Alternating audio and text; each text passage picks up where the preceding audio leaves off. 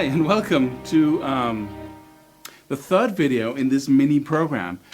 In this video I'm going to give you a simple tool to build great sequences with, because if you're into melodic or neoclassical rock, you've got to not only master or know about classical sequencing, because this is the very essence of this style of music. In fact, without sequences you wouldn't be able to recognize classical Baroque music as that. It is a core trait of that style of music. And to become a great guitar player and composer of neoclassical and melodic rock, you must not only know about but also master the creation of sequences and how to sequence sequences. And as we'll talk about in another video in this mini program, how to sequence chord progressions. In classical music, you have sequences working the melody, you have sequences working where the melody goes and how it evolves, you have sequences determining what chords are played and how these chord progressions develop. You even have sequences determining how the bass line goes and how other instruments behave. So to become a master of creating and developing sequences is really how to, number one, develop your own unique style, because you develop your own favorite sequences, and number two, it also shows you how to be a great composer. In the Neoclassical Academy program, you will find a complete tool that you can use to create, modify and develop your own sequences easily. And it really is a tool, meaning you don't have to practice anything to use it. It's made up of a lot of little easy sub-tools that when combined will make it so easy to create advanced sequences that sound great. And today I'm going to give you one of these sub-sequences, so to speak, so you can get started right away. I call it sequencing the sequence. You take any sequence of notes and then you move them around using a sequence. So let's take a well-known one that you might be able to play already. First I'm going to show you or just play the sequence basically, and then I'm going to move it around using another couple of sequences, one of which is the same as the one I just played, the first one. So I'm going to sequence the sequence by using its own sequence. And then I'm going to take that two-level sequence that I just created and sequence that with the first sequence I used. So I'm going to sequence the sequence with itself and then use a third sequence to sequence that sequence. Are you confused? You won't be after a couple of minutes from now. This is an example of how you can create something musical by using a systematic process. Instead of saying, well dude, you've got the skills and you've got the tools and the arpeggios, now go create something creative. Why not, instead of using that approach, why not figure out what it takes? And instead of relying on coincidence to make us great guitar players and composers, why not master the craft first, and then we have a ton of tools so we can create anything we want rapidly, and then we can start talking about that last level, which is really an art. So let me do the three-level sequencing first here, and then let's have you do something also. It's really a simple concept, so if you really focus in here, you can get it really rapidly, but it can be quite confusing when I explain it. So please see if you can follow me here. We take a simple sequence, basic, classical, sequence like that, and then let's, the most common way of moving that around is just going through the scale shape. So if we have the A minor scale here, so on, and then we can move the scale, the sequence, up the scale there, or we can move it down, and so forth. And in case you don't know the sequence, we're in the 5th, the 7th and the 8th fret with the first, the ring finger and the 4th finger there. And then we go 5th fret, 8th fret, 7th and 5th again, 4 notes. And we just take that little melody and move it around. And that's the sequence. And so instead of just moving it through the scale shapes, we can take a sequence like, and move it using that. So instead of just going, we're going to take a sequence like, and put our first finger on those notes of that sequence, and then play our little sequence on top of that. So let's just say Just for an example that we are going to use, that's our bottom line sequence there behind this sequence. And we're going to use these steps and move our sequence by using those instead of just using moving through the scale. So we had, those were the first two notes. So I'm going to put my first finger on that first note and go. Then this was the second note in the sequence. I'm going to play my other sequence on that. So that's the first two. But then I'm going to jump down to the seventh because we had this basic. And we've just played. Now we need to play seventh, eighth. So we're going to go and then eighth. Then we had fifth and seventh in our little. So we're going to play fifth and then seventh. And then we have still following that, and the last two notes were fourth and fifth. So I'm going to put my sequence there, and then fifth. So now I get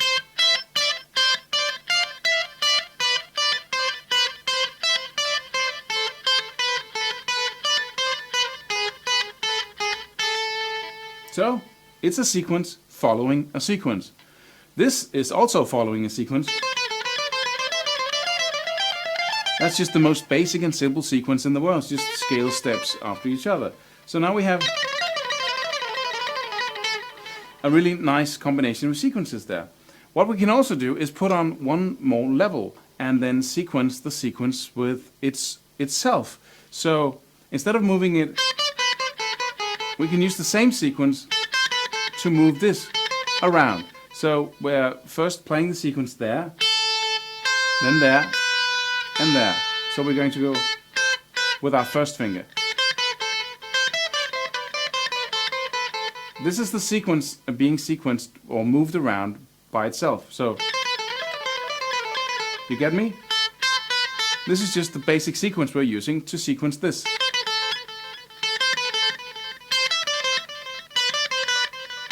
My first finger plays the same little lick or sequence starting from those notes. So that's a little piece of a melody there, or a little composition. And then we can take that and then say, let's move that sequence around using. You get me? So now we have a new, we have sequenced our first sequence by using itself, thereby creating, going from this to having. So that is now our sequence that we're going to move around using another sequence. I hope this makes sense. So this is the sequence. And we're going to move that around using. So I'm going to start on this note, which is the first one in the basic sequence, and then go. And then the next note was up here.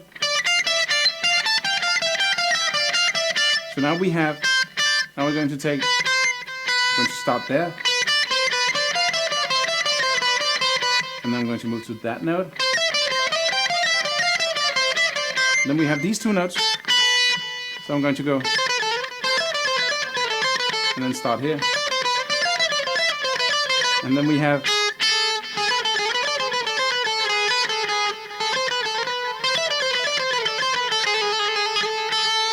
let me just play that just a bit faster here.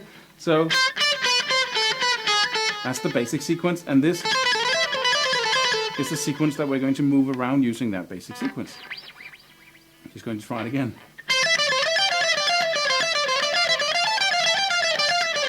No.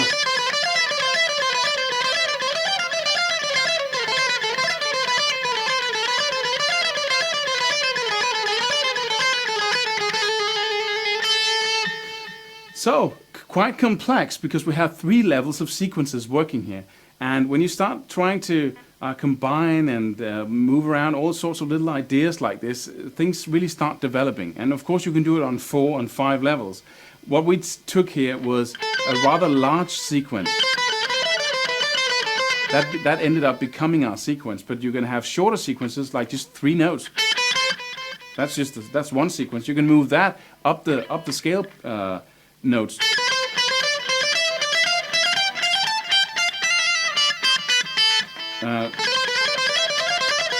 So that's a sequence, and you can try to sequence that using a. So it goes. Oh, sorry, it goes. And we can sequence it with itself. So this goes up 3 notes, right? Right, and then you take. If we're just following the scale shape here, we would go. That would be that sequence following itself. Hope you get me. And then we move that. We stop on the 2nd note and just go up the scale. Or just. And so on. A really good exercise there for your left hand. So now we've sequenced the sequence with itself. And this is it. And then we can move that around using our. So I'm going to start there. Those 2 notes, and then those 2 notes, and then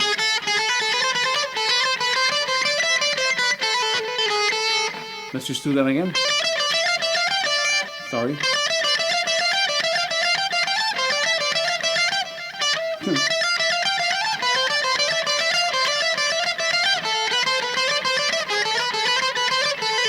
That was completely wrong, but anyway, I hope you get my point here. This is so good that it pushes you out of what you're used to playing. So you can see me here. I'm just trying to cope with what I'm creating. So you'll come up with a lot of different great stuff, and then you'll just sit back and say, okay, I need to practice now, because you need to get those new sequences that you just created in like 2 to 3 minutes. You need to practice those so you can get them up to speed. Now, music isn't just sequences and systems and math and rules, but I like to find methods and strategies that will make me come as close as possible to the end result. Instead of learning a bunch of basic tools, which is cool, but like chords and scales, and then hoping that you will be inspired enough to come up with something interesting when you solo and when you compose. Instead, why not see how far we can go by using these systems and methods and really learning the craft for real? In the end, it's your ability to hear what you like the most and then to pick those things out and use them that's going to determine your level of genius and level of creativity. If you have a system that can generate literally thousands of ideas for you, so that you can just sit back and choose whatever you like, instead of first having to work really, really hard to generate the ideas and afterwards being reluctant to throw away those ideas that you've worked so hard for. Then why not use a system of little easy methods to help you generate idea after idea, so that you can, number one, choose the idea that you like the most, and number two, change this idea and reshape it so that it becomes yours, and so that you add that extra level of creativity. This will enable you to create entire compositions rapidly and shape your own playing, because you get to pick and choose and develop your own sequences in a fast and easy way. Today I gave you a couple of sequencing methods from the system, or just one. In the program I'll give you a complete toolbox and a process that you can go through to quickly develop new sequences and ideas so fast that it will blow people's minds. In the next video I'll show you how you can sequence chord progressions really, and how you can then put melodic sequences on top of those and create entire classical compositions. Now it's time for you to download this video and the extra material, the tabs, the charts. So click the link below here if you're on YouTube, or just click the buttons at my right if you're on my website. So see you in the next video.